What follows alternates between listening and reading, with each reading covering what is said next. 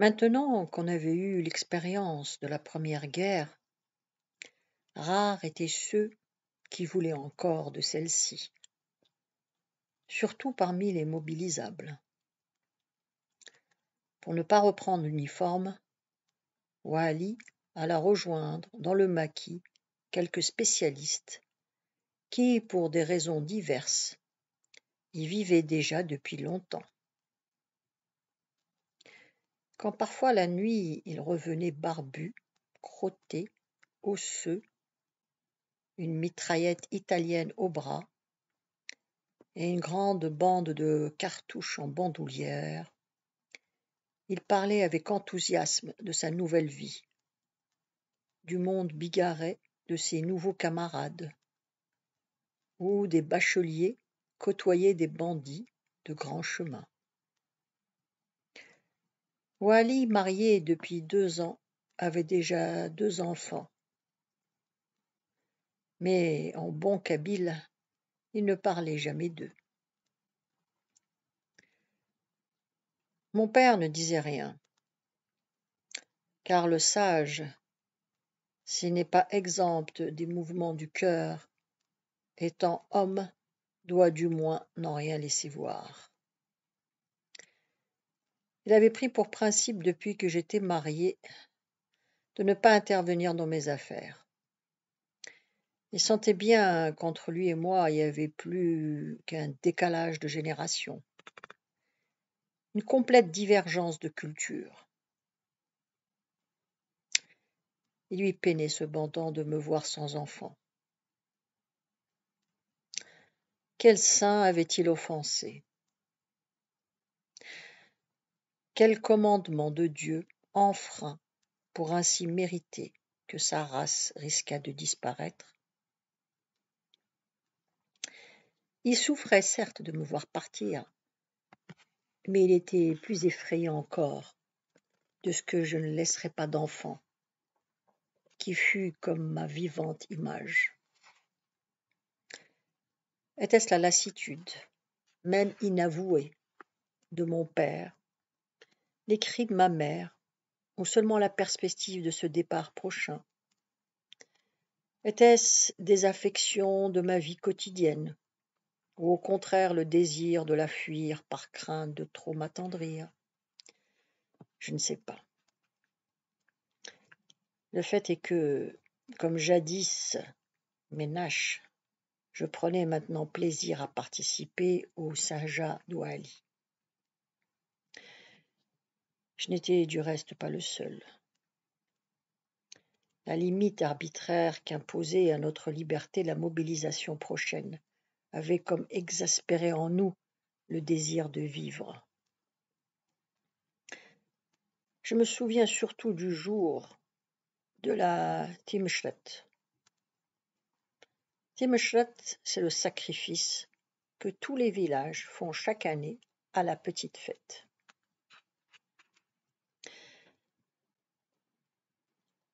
Ce n'en était pas encore le temps, mais le cheikh, ayant réuni le village, en avait fixé la date 1 mois exactement avant notre départ. Ainsi, avait-il dit, le sacrifice sera plus agréable à Dieu quand tous nos jeunes y seront.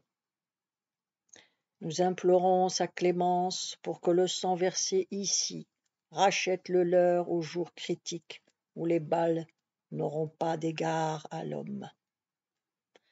Que les femmes aillent ce soir à la fontaine, comme au jour de fête. Le cheikh pensait ainsi exorciser le malheur. Du reste, le ciel lui-même sembla nous venir en aide. Un soleil bas, mais tiède, nous ayant éclairé tout le jour. Dès le début de l'après-midi commença le défilé chatoyant des femmes jeunes et vieilles, belles ou laides, vers la fontaine. Il n'y en avait jamais tant eu parce qu'il fallait tout ce nombre pour étouffer le mal ou écarter la menace.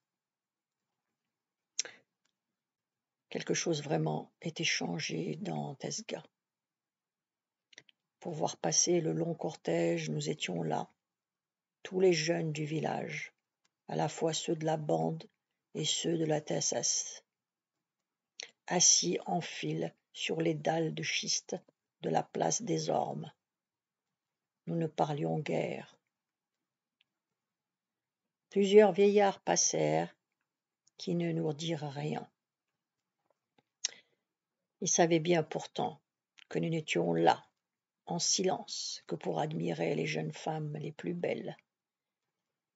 Mais qu'importait maintenant que, pendant le bref sursis qui nous était laissé encore, nous emportions de ce coin de terre où nous étions nés et que nous allions bientôt quitter, plutôt ce souvenir qu'un autre.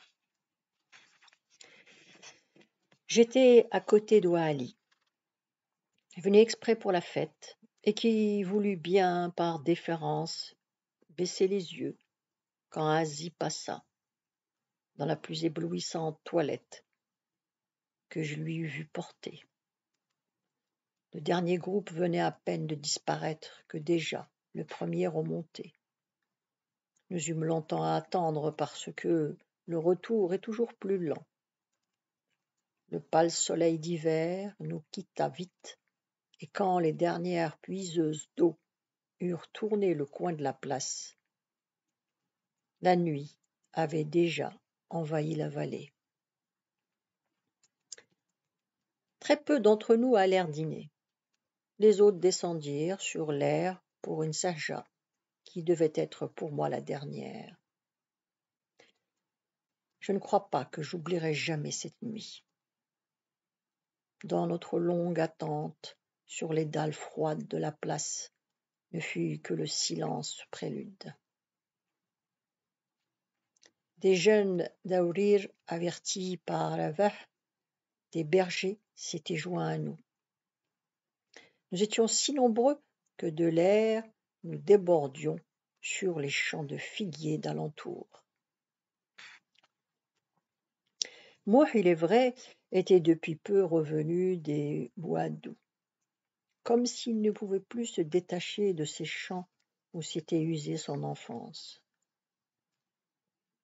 Mais il était depuis son retour si douloureusement calme que nous croyions qu'il avait tout oublié désormais. Pour un soir cependant, il redevint le mouah qu'il avait été. Je le revois qui danse, loin du grand feu que nous avions allumé et dont les lueurs le rendaient vaguement semblable aux sorciers de quelques peuplades fétichistes. Mouah évoluait comme irréel, tour à tour frénétique, comme si quelque démon l'habitait, ou lent, comme s'il procédait à un envoûtement. La flamme faisait jouer des ombres sur sa figure impassible.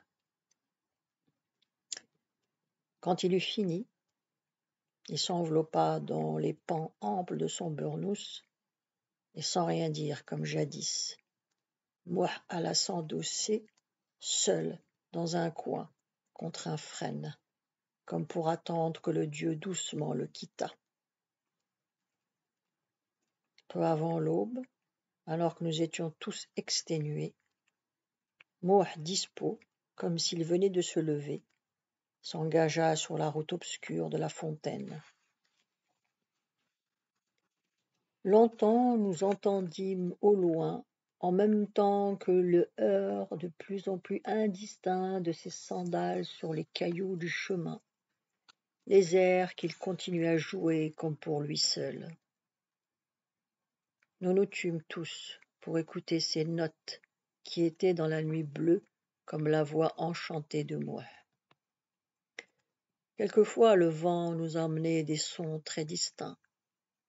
D'autres fois, au contraire, il faiblissait tant que nous les entendions plus. Puis brusquement, il remontait. La flûte criait éperdument vers nous. Nous devinions alors que Mouh, monté sur un des talus du chemin, jouait, tourné de notre côté. J'étais lasse. Mes paupières appesanties ne s'ouvraient plus que difficilement, quand le vent froid du matin soufflait trop fort. J'ai dû dormir car c'est d'un rude coup de coude dans les côtes que Menache m'éveilla. Une blême lueur blanchissait à l'horizon le profil aigu de la montagne. Je montai lentement avec Menache. Devant nous, Benito poursuivait le bout de sa queue et avançait en tournant comme une toupée. La flûte continuait à jouer comme si plus rien ne pouvait l'arrêter. Nous arrivions enfin devant la porte commune de notre maison quand Menache me montra du doigt la lampe qui brûlait encore sur la fenêtre d'Ekli. « Déjà levé, dis-je à Ekli, il est bien matinal. » Au même moment, le profil de médaille de Devda parut dans l'embrasure de la fenêtre qui lui faisait ainsi comme un cadre. Devda avait les cheveux défaits. Le souvenir me revint d'un soir semblable à celui-là, où sur cette même place j'avais retrouvé Menache, mais passons. Devda regarda vaguement dans notre direction.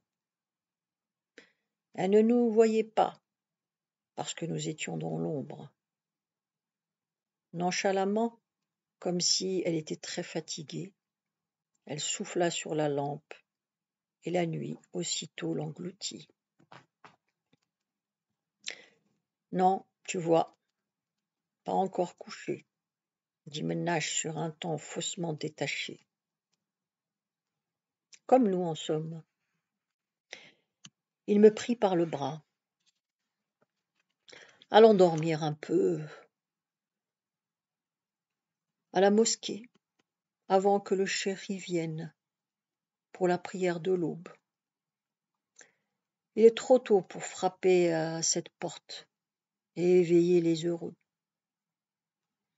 Ou trop tard, dit-il, en regardant la fenêtre d'Akli. La suite demain. Vous pouvez vous abonner.